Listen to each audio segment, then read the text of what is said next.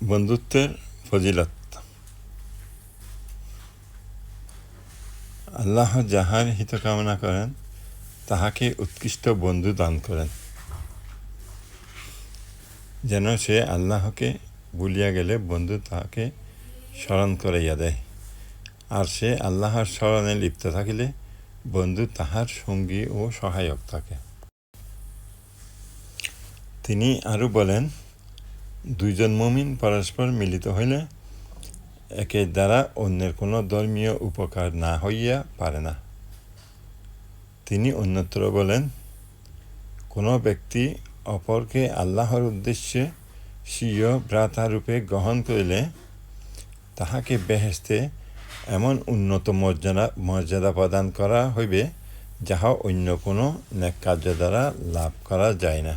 হযরত আবু ইদ্রিস কাউলানি রাদিয়াল্লাহু হযরত মুয়াজ রাদিয়াল্লাহুকে বলিলেন, আমি আল্লাহর ওয়াস্তে তোমাকে বন্ধুরূপে গ্রহণ করিলাম।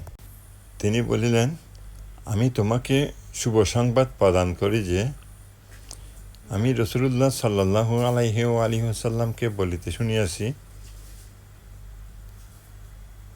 কিয়ামতের দিবস আরশের আশেপাশে কুরসিসমূহ স্থাপিত হইবে।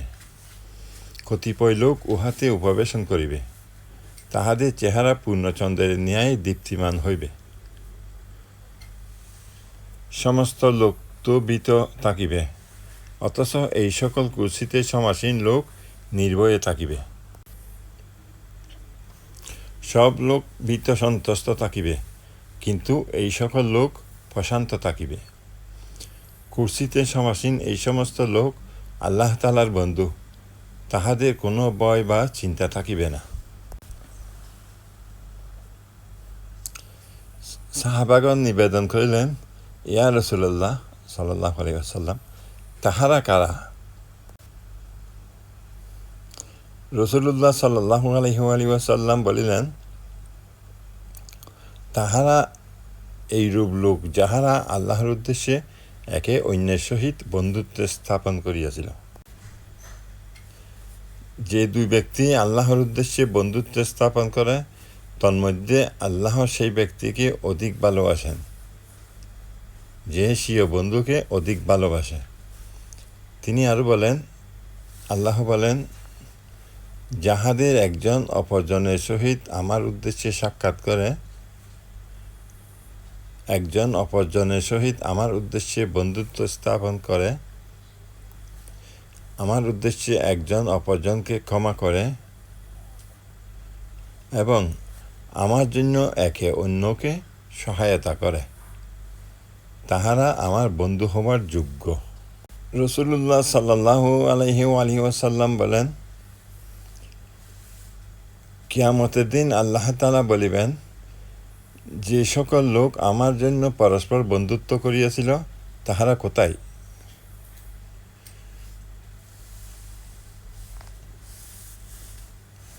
আজ মানবের আশ্রয়ের জন্য কোথাও ছায়া নাই, আমি তাহাদিগকে স্বীয় আরশের ছায়ায় আশ্রয় প্রদান করিব। রাসূলুল্লাহ সাল্লাল্লাহু আলাইহি ওয়াসাল্লাম বলেন, কিয়ামত দিবস 7 প্রকার লোক আল্লাহ তাআলার আরশের ছায়া লাভ করিবে। তাহারা ব্যতীত অপর কেহই কোনো ছায়া পাইবে না।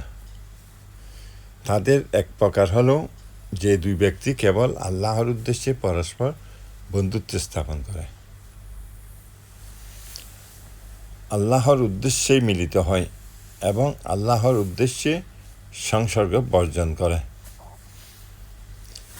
রাসূলুল্লাহ সাল্লাল্লাহু আলাইহি ওয়াসাল্লাম বলেন, যে ব্যক্তি আল্লাহর উদ্দেশ্যে তাহার মুসলমান ভ্রাতার সহিত সাক্ষাৎ করে, এক ফেরেশতা তাহার পশ্চাতে ঘোষণা করিয়া বলে, আল্লাহর বেহেশত তোমার জন্য মোবারক হোক। তিনি আরও বলেন, সেই বন্ধুত্ব এবং শত্রুতা ঈমানের দৃঢ়তম দলিল, যাহা আল্লাহর ওয়াস্তে হইয়া থাকে।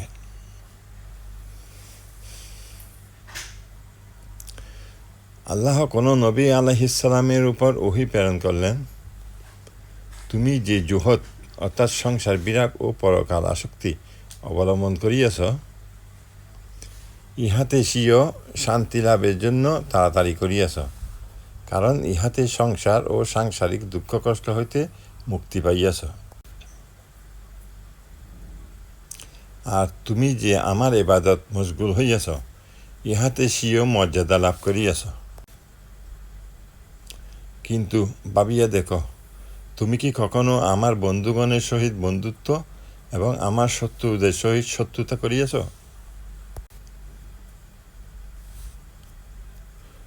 আল্লাহ তাআলা হযরত ঈসা আলাইহিস সালামের উপর ওহী প্রেরণ করিলেন, হে ঈসা, আপনি যদি পৃথিবী ও আকাশের অধিবাসীবৃন্দের সমস্ত ইবাদত একা সম্পন্ন করেন এবং এই সকল ইবাদতের মধ্যে আমার উদ্দেশ্য অন্যের সহিত বন্ধুত্ব বা শত্রুতা না থাকে, তবে এই সমস্ত ইবাদত নিষ্ফল।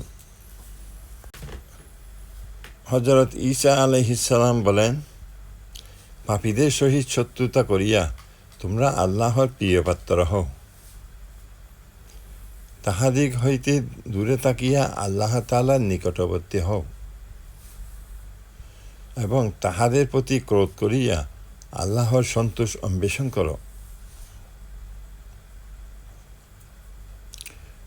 লোকে জিজ্ঞাসা করিল, হে রুহুল্লাহ, আমরা কাহার সহিত উঠা বসা করিব?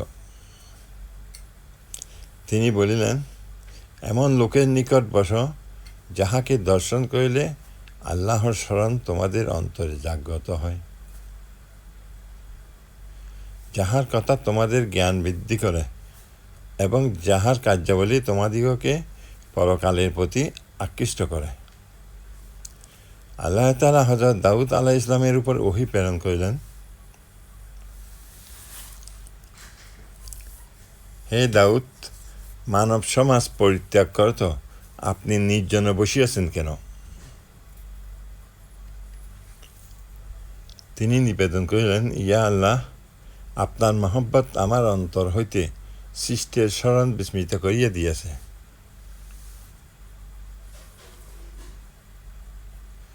এবং আমি সকলের প্রতি বিরক্ত হইয়া পড়িয়াছি। নির্দেশ হইল, হে দাউদ, সাবধান হন এবং নিজের জন্য ভাইবন্ধু বানাইয়া নেন। আর যে ব্যক্তি ধর্মপথে আপনার সহায়ক না হয়, তাহা হইতে দূরে থাকুন,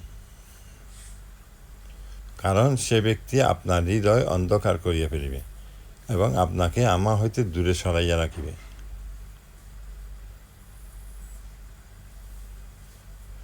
ধন্যবাদ।